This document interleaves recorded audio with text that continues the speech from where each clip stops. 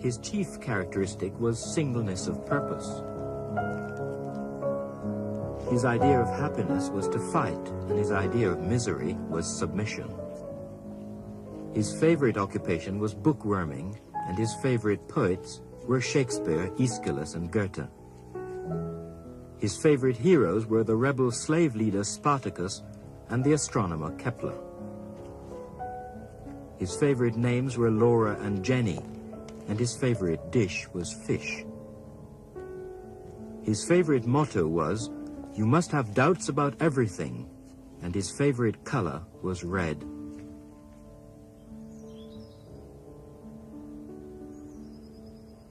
Karl Marx died 100 years ago, yet his spectre continues to haunt our world. Though his body is safely buried in Highgate Cemetery, his ideas refuse to lie down and die quietly beside him.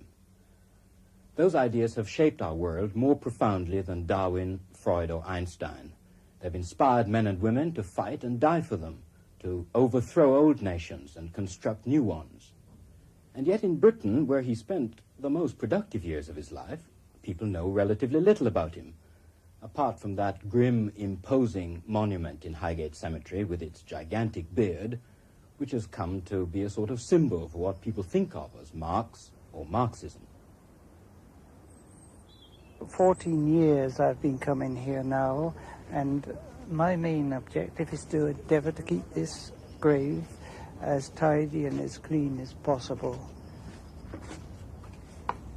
No matter what the weather, whether it's rain, sunshine or snow, there's always someone visiting the grave of Marx, and they come from all parts of the world.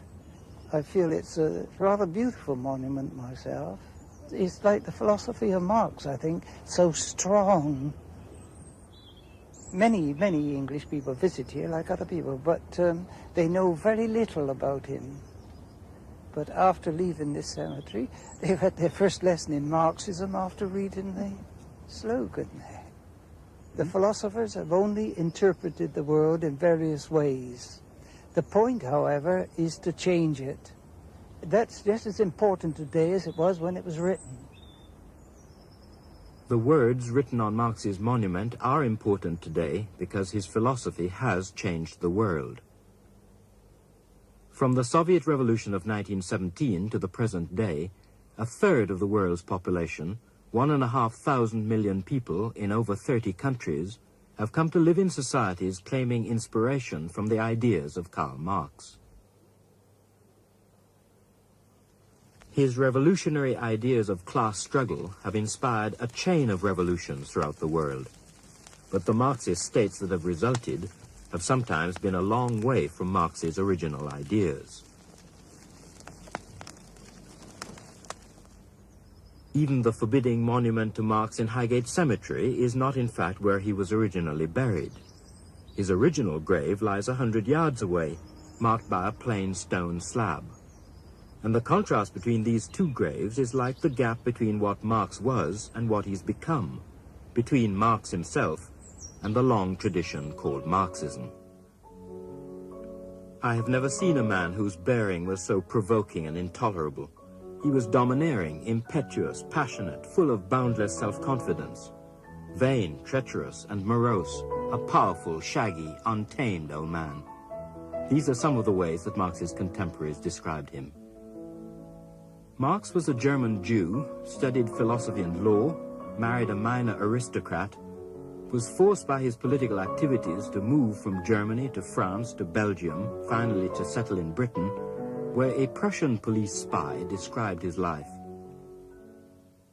Marx lives in one of the worst, therefore one of the cheapest quarters of London. In the whole apartment there is not one clean and solid piece of furniture.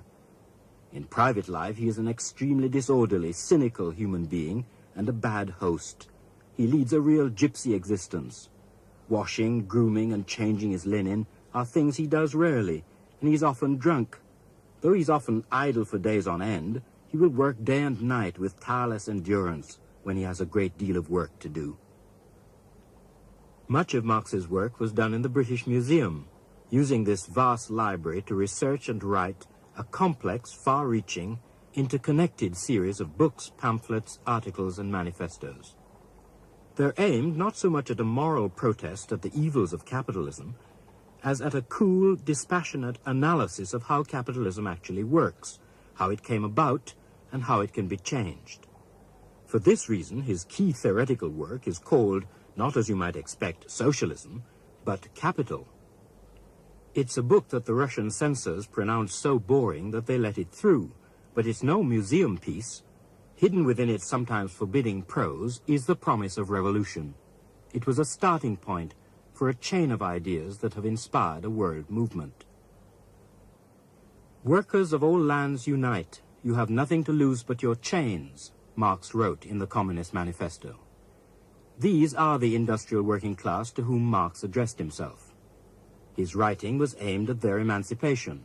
It was rooted in the material reality of their lives. Marx began by examining human labor. The exercise of labor power, labor, is the worker's own life activity, and this life activity he sells to another person in order to secure the necessary means of subsistence. He works in order to live. For Marx, the capitalist hired the worker's labor power in order to extract a surplus from it. And there was a built-in conflict between the workers and the capitalists who exploited them, a class struggle. Nothing new, he wrote, because one fact is common to all past ages, the exploitation of one class by another. The key thing about any society was who provided labor power, who owned the means of production, and how this relationship was organized.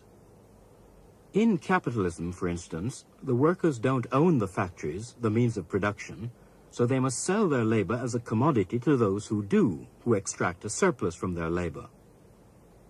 In the same way, in feudal society, the serfs were tied to the land and obliged to hand over a part of what they produced to the lord of the manor. And in slave society, the slaves themselves were physically owned by their masters, who also owned what they produced with their labor. For Marx, the difference between capitalism and previous systems was its phenomenal productiveness and dynamism. Marx believed that the pumping out of surplus from the workers' labor power gave capitalism its revolutionary force, allowing it to reinvest the surplus and expand, harnessing the new technologies of the industrial age, shattering older ways of organizing society, drawing men, women, and children from off the land into the new forms of factory production.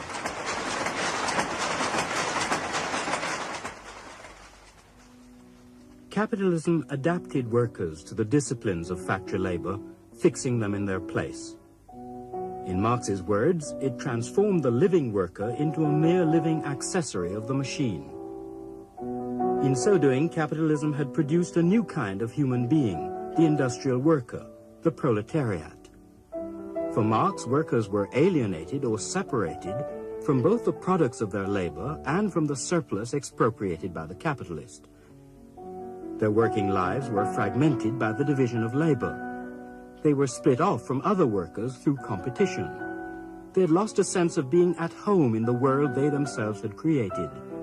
Instead, their lives were overshadowed by the alien force of capital, feeding off their living labor.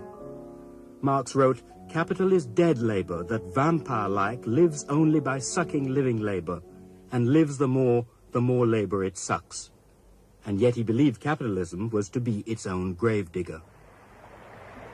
Behind the dynamism and productiveness of capitalism, Marx saw the appalling conditions it offered to working men and women, living cramped in overcrowded tenements with open sewers, crippled by hunger, illness, and debt, and by the constant fear of unemployment, slumps, and crises of capitalism. Marx believed that the experience of capitalism would begin to unify the proletariat as a class. He wrote, "With the development of industry, the proletariat not only increases in number, it becomes concentrated in greater masses. Its strength grows, and it feels that strength more." Marx believed that the workers would increasingly abandon attempts at compromise and reform. They would challenge the capitalist system through trade unions and political parties. These industrial and political struggles would produce a class-conscious labor movement that would finally overthrow capitalism. Marx rooted his analysis in the realities of 19th century industry, partly learned from his friend Engels, a mill owner in Manchester, then the hub of world production. Marx made no claim that his analysis would be good for all time. So what relevance does it have 100 years later? What stands on the site of Engels' original factory? What kind of capitalism remains? Well, for a start, not much, because recession has struck here as elsewhere. Capitalism seems to have disappeared, though not quite in the way Marx imagined. But in one corner of the factory, it's a different story. A thriving young business manufactures high-tech microchip control systems for the leisure industry. Its managing director is 22 years old. I don't know really how Marx would see us now. I suppose by the definition of capitalism, yes, I'm a capitalist. I'd like to think that I'm not the same sort of capitalist that used to be here in the time of Marx. I think capitalism still exists. Obviously, it's got to if people are going to work, produce things, make a profit and create jobs. However, I think the overall face of it has changed an awful lot. Nowadays, there's much more cooperation between myself and the people working here. The product that we're manufacturing the most of at the moment is the snooker light. It goes into a snooker club and monitors the actual table usage. We've installed them in snooker clubs all over the country.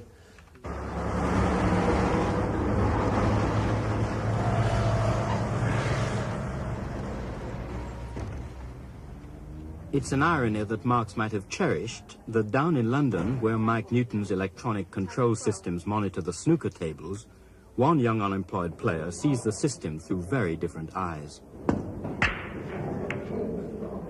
When you first become unemployed, you start off and you think to yourself, it'll only take 2 or 3 weeks until I find a position I should be all right, you know. Then a week, months, you know, and it just really is soul-destroying. I get, what, £22 a week, you know. I'd like to see Maggie Thatcher live off of £22 a week, I really would. You just get deeper and deeper in debt. There's no way in the world that you can live on £22 a week, you know. Like, you can't eat properly, you only eat once a day, and even then only very cheap foods.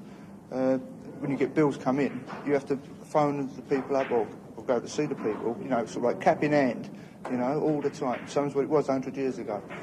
We're going backwards, you know, instead of forward, we're going backwards. Same old thing, you know, the rich man in his castle and the poor man at his gates.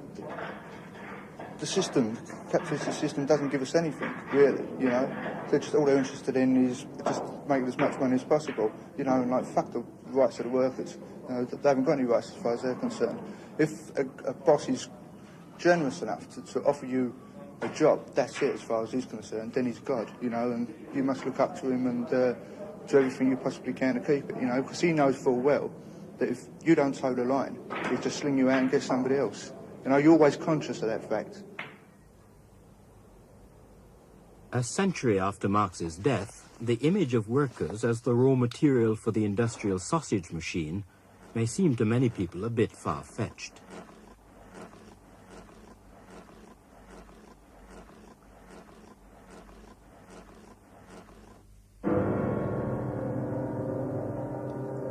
Marx would have been the first to see that in the journey from the 19th century to the present day, capitalism has changed profoundly. Some have even claimed that class divisions, and therefore class struggle, have ceased to exist. Of course, today's working class looks a great deal different from the 19th century sepia prints, as it hurries to the office or the factory of modern capitalism. It's no longer the top hat and the cloth cap that describes capitalism, nor even its modern equivalent, the bowler hat and the hard hat.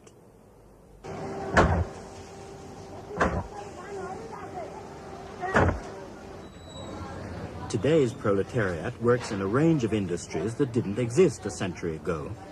It includes more women workers, more black workers, more workers in the office and service sectors, more public employees, fewer in manufacturing. The modern working class is divided in all these different ways. And yet, it still sells its labor for wages. And its labor still produces profits, at least that's the intention. And people still experience, even with 3 million unemployed, the feeling that work is not the center of their creative lives. Well, it's just a job, really, you know. You do your job, but I wouldn't say it was interest. You don't choose it as a career. It's just something that you take up. Obviously I need the money, so it does play an important part, doesn't it, really? You need money anyway, then you go to work. You've got to come to work and earn some money to do what you want to do at home and enjoy yourself, haven't you? Many people will recognize the sense of release at the end of the working day. Marx had written, "The worker only feels at home outside his work, and in his work he feels a stranger. He is at home when he is not working, and when he works he is not at home." Marx also pointed to the way workers become split off from the products of their labor, which stare back at them from the shelves of shops, stores and supermarkets as if they were alien objects. He wrote, "There is a definite social relation between men that assumes in their eyes the fantastic form of a relation between things. This I call the fetishism, which attaches itself to the products of labor so soon as they are produced as commodities." Marx anticipated the consumer society.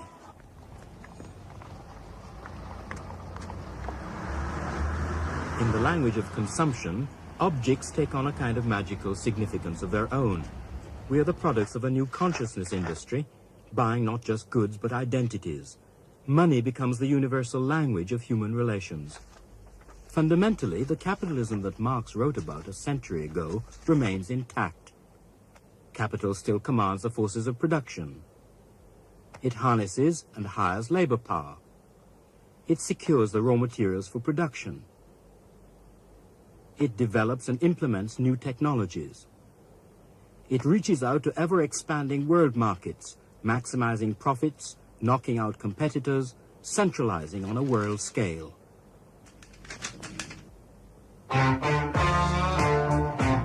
The capitalism we face today links London, New York, Tokyo into a concentrated, integrated world system.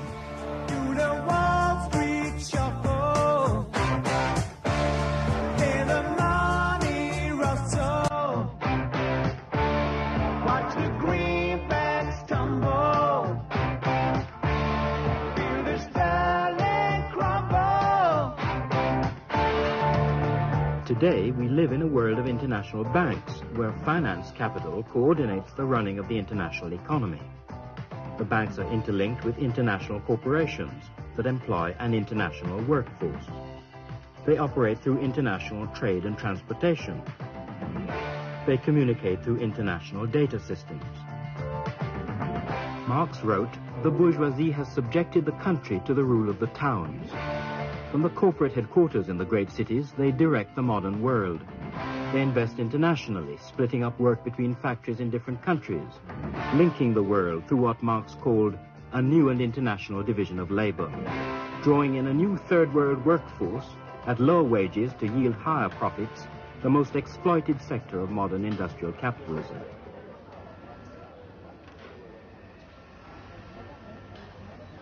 This third world workforce, fresh to the discipline of the factory, operates 20th century technology in return for wages and conditions which hark back to the 19th century. The working condition here is very bad because we work 16 hours a day.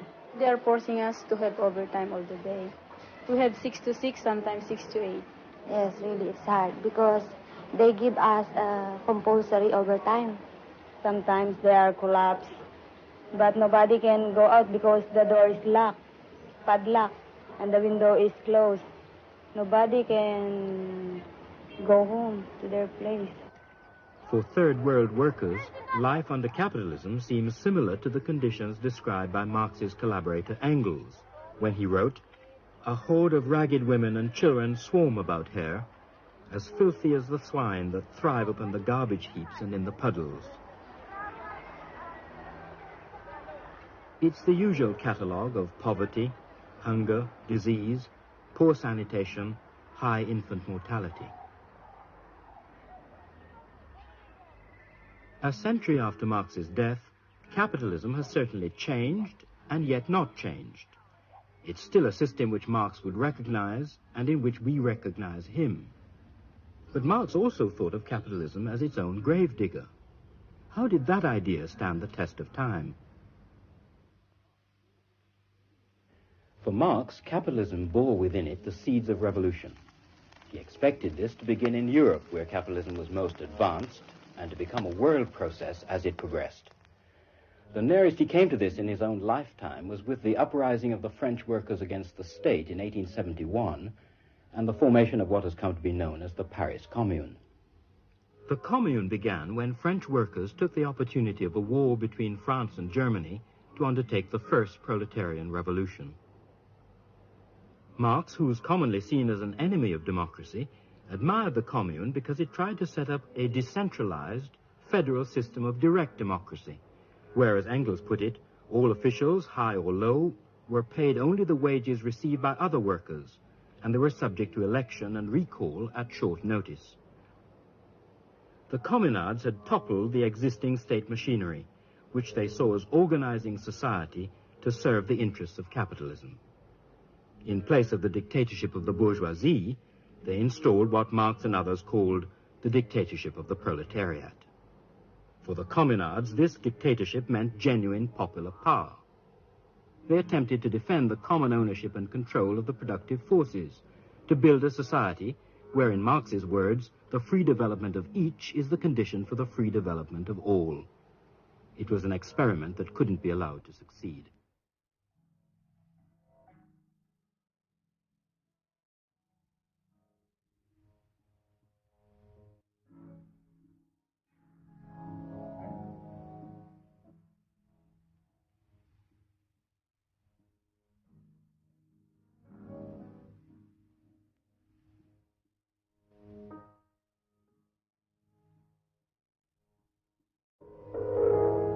The French and Prussian rulers joined forces to destroy the Commune. The forces of order besieged Paris to stamp out this short-lived experiment. Over 20,000 communards were killed.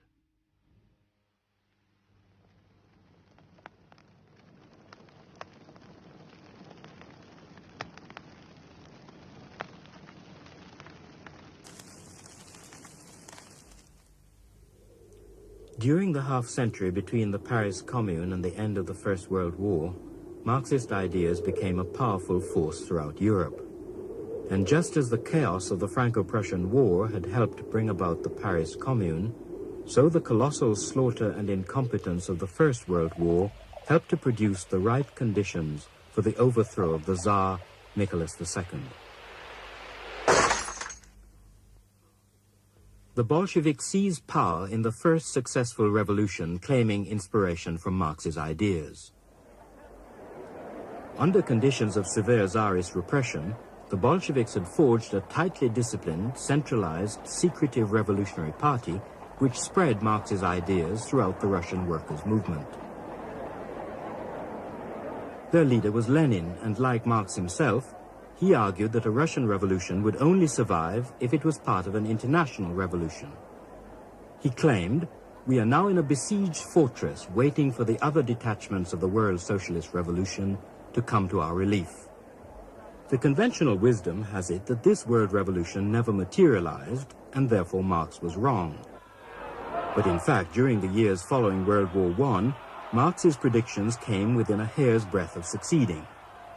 Even Britain, the center of European stability, was closer to revolution than at any time in this century. There were tanks on the streets of London, troops encircling Glasgow, where the red flag flew on the town hall. There were little Moscows in the Ronda, strikes on the railways and in the mines, dockers refusing to load arms for the war against Soviet Russia, coupled with the threat of a general strike. In northern Italy, in Milan and Turin, the scenario was much as Marx had predicted. The international proletarians occupied the factories and took control of production by setting up workers' councils. The factory council is the model for the proletarian state, claimed their leader Gramsci. They armed themselves to defend their gains. It was a challenge that was only contained by the army and by Mussolini's black shirts.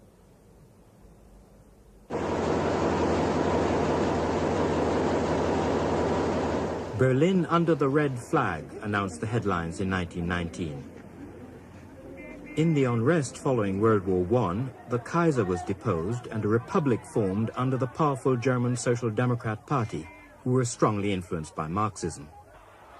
In January 1919, the Spartacist League, forerunner of the German Communist Party, led uprisings throughout Germany which came close to the revolution Marx had expected.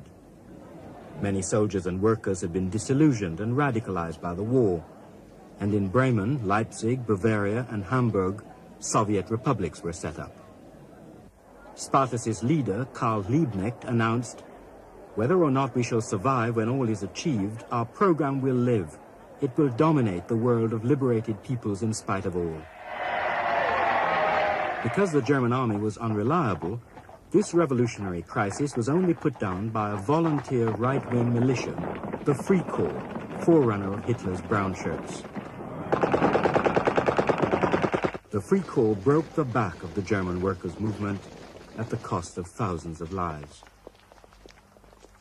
The leaders, among them Rosa Luxemburg, were murdered and dumped in the canals.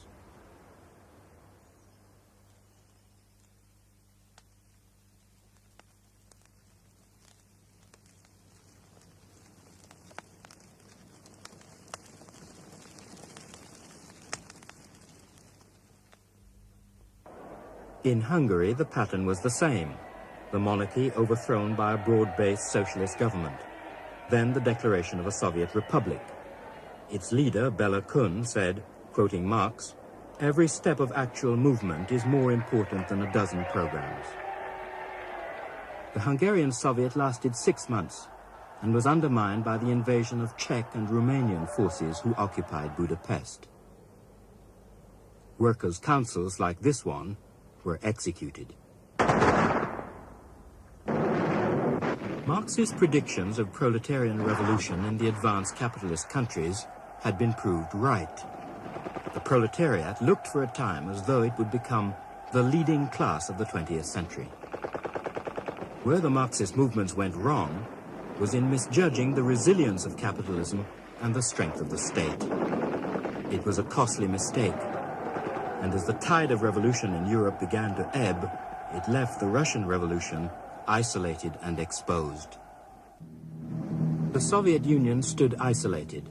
It was encircled by Tsarist troops, backed by the armies of 17 nations.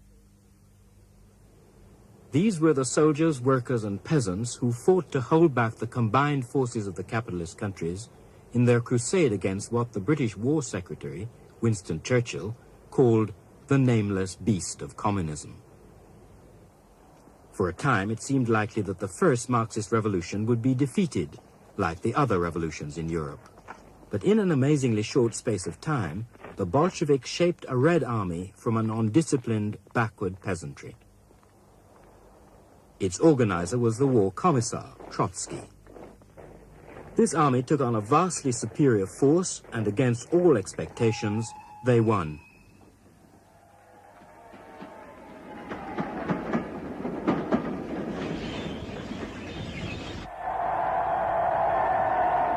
The Soviet Revolution survived, but at appalling cost.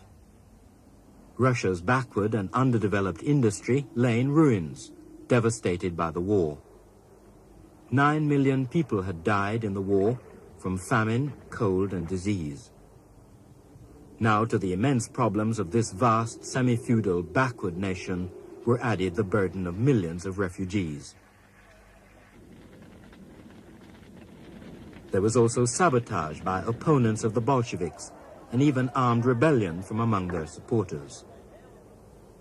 Lenin faced these colossal problems by establishing, in his own words, strict iron discipline backed up by the state power of the armed workers, and Lenin's centralized Bolshevik party structure became the instrument of this discipline.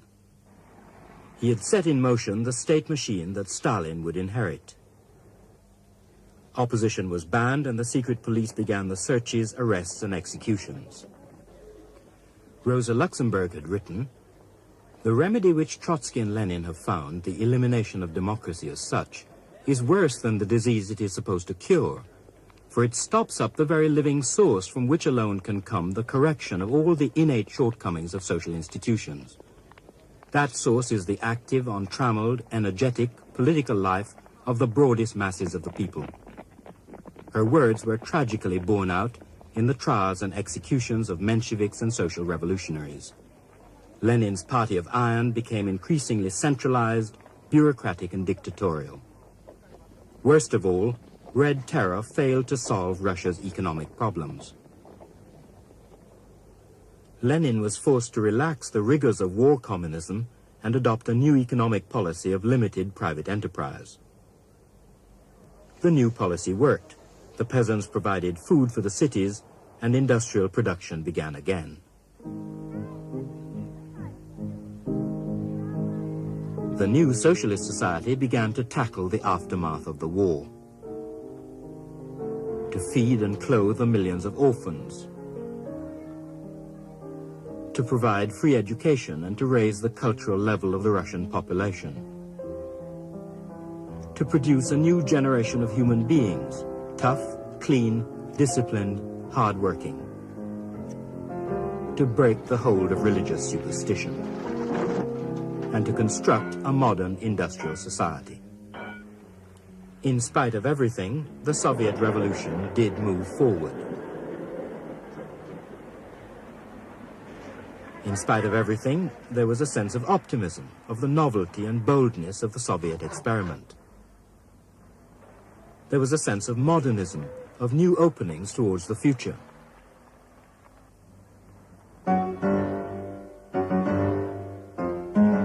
People were becoming aware of themselves as agents in a process of revolutionary change.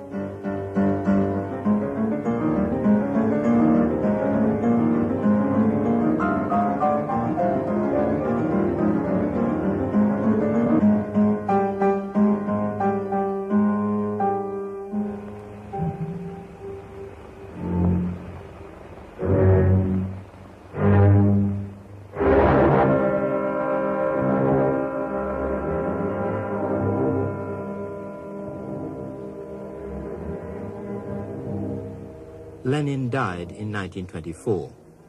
There was genuine popular grief. Almost at once, the construction of the Lenin myth began, part of which is that Lenin had no responsibility for the excesses that were to follow.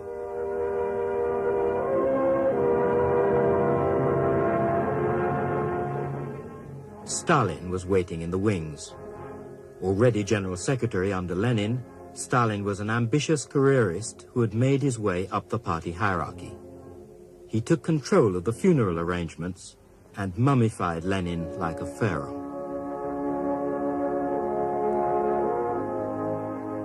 Lenin had built the Soviet party machine that Stalin was to control. Towards the end of his life, he had sensed the possible consequences. But Lenin's warnings were ignored.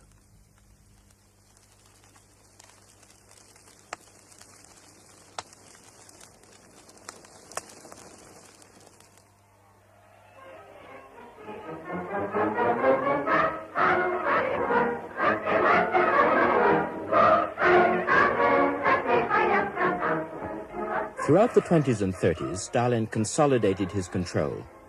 He began to build his own frozen version of socialism, a society of neat lives and optimistic souls, with no room for questioning or debate.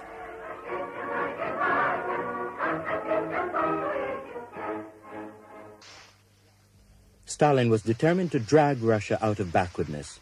Either we do it or they crush us, he claimed. He set about mechanizing and collectivizing the mass of peasants. His aim was to use agriculture to supply the surplus for rapid industrialization. And to achieve this, Stalin decided to eliminate the wealthier peasants as a class. About 5 million people were deported and 2 million died. For Stalin, this was only a beginning. He jailed or executed millions of people in the party, the army, and the bureaucracy. This was Stalin's contribution to the fulfillment of the Communist Manifesto. Stalin had done more to destroy the hope of socialism than all its enemies put together. And yet, at the price of terror, Stalin modernized the Soviet economy.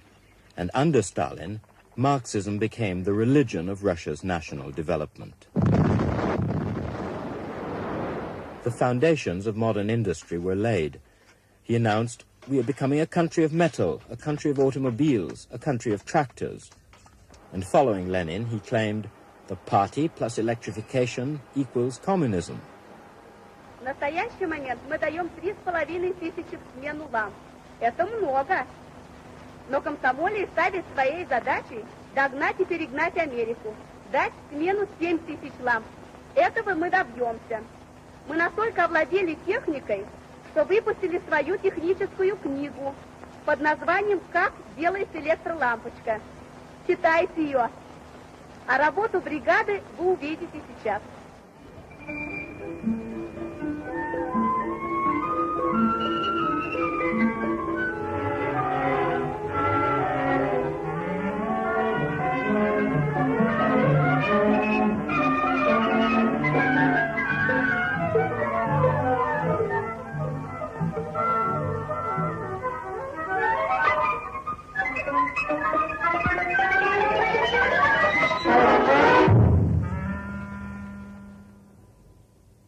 The central planning of the Soviet economy spawned a massive bureaucracy. 6 million even under Lenin, now it had become a self-perpetuating elite.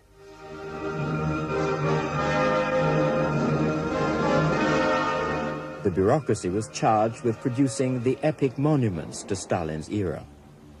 At a time during the 1930s when the capitalist world was gripped by recession and the growth of fascism, the images of Soviet modernization, education and welfare appealed to many in the West as an attractive alternative. With his rich sense of humor, Stalin claimed, "Of all the treasures a state can possess, the human lives of its citizens are for us the most precious." Soviet citizens were required to express their unanimous consent for Stalin's rule through the ballot box. In the one-party state, who can guess which party Stalin voted for? Hello, this is Moscow calling from the... It was this deformed model of Marxism that was exported to communist parties around the world. Workers of the world, unite!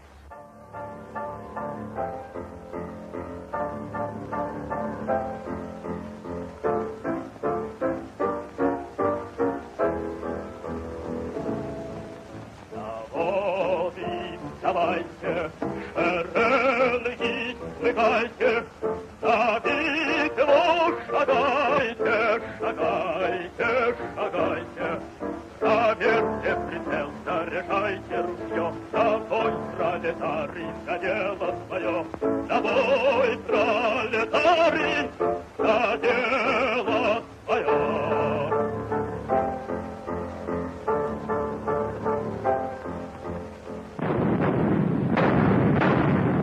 In 1939, Stalinism, the deformity of socialism, confronted fascism, the deformity of capitalism. As in the First World War, Russia faced Germany. But this time, Stalin's newly industrialized Soviet Union was finally victorious. The war cost 20 million Russian lives and confirmed Stalin as a world figure alongside Roosevelt and Churchill. The nameless beast of communism carved up post-war Europe with a man who had organized the war of intervention. The Soviet Union was now a world power. As the Soviet Union began to rebuild its industrial base shattered by the war, Stalinism congealed into a new system of exploitation. Like capitalism, there were the old divisions between manual and mental labor. Like capitalism, workers still labored for wages and incentives. And like capitalism, a surplus was extracted from their labor. But the property-owning capitalist class had been replaced by a privileged administrative class who controlled and disposed of the surplus because they were effectively in command of the state. The cement that held this system in place was a sentimental rewriting of the origins of the so-called workers' state in the heroism of the October Revolution. Its bland optimism and moral piety would almost certainly have been despised by both Marx and Lenin. This mythology was used to legitimize Stalin's caricature of socialism and to affirm him in command, the benign father of his people. In the aftermath of the war, it was this version of socialism that was imposed on Eastern Europe by conquest. It was sealed behind defensive ramparts. Fortress socialism confronting fortress capitalism. Each system feeding off the other and providing justification for a mutual military build-up.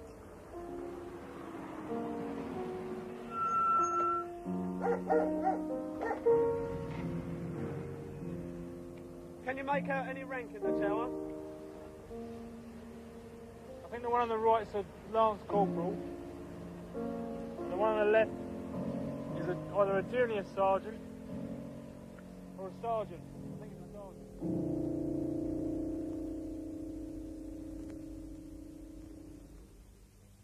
Socialism came to Eastern Europe not as Marx had foreseen by popular uprising, but by military force. This was Stalin's version of internationalism, and this force was as much to hold people down under socialism as to raise them up. It was a force that brought the Baltic states into the Soviet Union and brought communism to Bulgaria, Czechoslovakia, Hungary, Poland, Romania, East Germany. Only Yugoslavia escaped to build its own radical brand of decentralized socialism. But despite the reassurance of the Red Army, these regimes have never been wholly secure.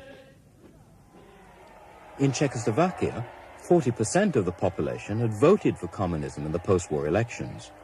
But in May 1968, after 2 decades of Stalinism, the Communist Party itself under Dubček tried to create socialism out of Stalinism. It is a true, real new spring in our country. Everyone feels it, and everyone wishes it. We want to see a truly democratic socialism. We don't want to restore capitalism, we don't want to restore private ownership. That's clear. We just want to continue in socializing the whole society and narrowing the gap between the theories about socialism and the practice in Czechoslovakia.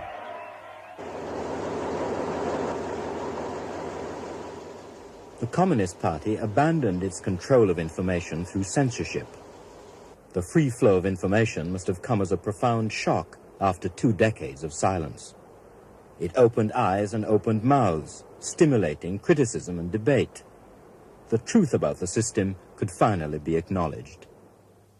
The leadership even relaxed its monopoly of power, claiming, "The party cannot impose its authority. This has to be won again and again by party activity." But for the Soviet Union, as Marx would have put it, the force of argument was countered by the argument of force. Warsaw Pact tanks invaded Czechoslovakia to be met with popular defiance.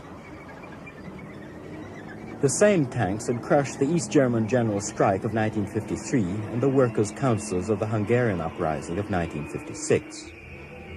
Soviet soldiers who had been told that they had come to save Czechoslovakia from CIA-backed counter-revolution were faced with the non-violent protests of the mass of the Czech people.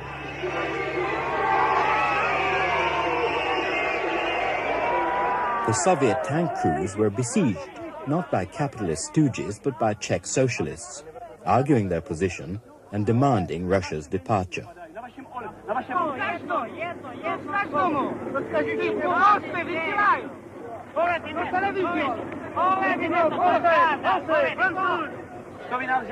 On the walls of Prague appeared a single word in Russian: why? The day after the invasion, under the noses of the Russians, 1,200 Czech communists met secretly in a factory to oppose the Soviet invasion. Delegate after delegate, many of whom had been party officials under the Stalinist regime of Novotny, denounced the Russians and called for their withdrawal. Communist Party is strongly against occupation. It means against Russians. I think it's only one who organize everything against occupants. I think it's Communist Party, it's Czech Communist Party. Maybe you are surprised about this fact, but it's reality. It took 18 months before control was finally re-established. Dubček's supporters were jailed or demoted, the reforms dismantled. For the masses, Western-style consumerism was offered to pacify opposition. But in Czechoslovakia, as in Poland, a cumbersome top-heavy political system found this hard to deliver. In Poland, the monument proudly proclaims Leninism, the triumphant banner of our epoch. The Leninist version of Marxism received a rude shock when in 1980, a genuine trade union movement emerged from a series of bitter strikes throughout Poland.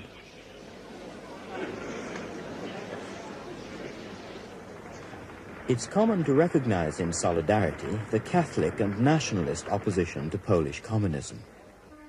But Solidarity was a profound threat, above all, because it gained the support of 3/4 of the Polish working class, even in the communist power base of the Silesian coalfields. Te wszystkie sprawy tak nabrzmiały, niezadowolenie ogólne, rozgoryczenie tymi rządami, przecieki różne, że jednak wiedzieliśmy pewne sprawy, które panowie nasi mają załatwione polubownie, lżej, lepiej, a my musimy tylko od nas wymagano pracy, pracy, pracy. It was the renewal of class struggle between the workers and their so-called workers' state which made Solidarity such a powerful challenge. They proposed basic changes, echoing the Paris Commune, for genuine work-based democracy. They backed up their demands with the organized industrial power of the strike. Oni bimbają sobie z nas, panie. Z naszych, panie, petycji, z naszego wszystkiego.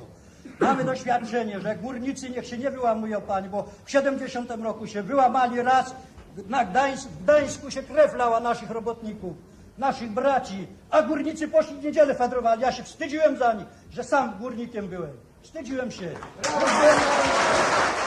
The thrust of Solidarity's working-class popular democracy would have been as unwelcome in the capitalist West as it was to the Polish state.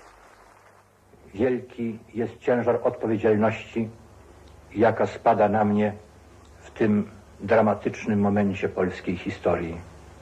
Obowiązkiem moim jest wziąć tę odpowiedzialność. Chodzi o przyszłość Polski. During the suppression of the East German uprising of 1953, the communist poet Bertolt Brecht had suggested, helpfully, that if the government had lost confidence in the people, perhaps it should dissolve the people and elect another one. Today, it seems as if the Polish state would like to bury Solidarity and elect another, more compliant working class.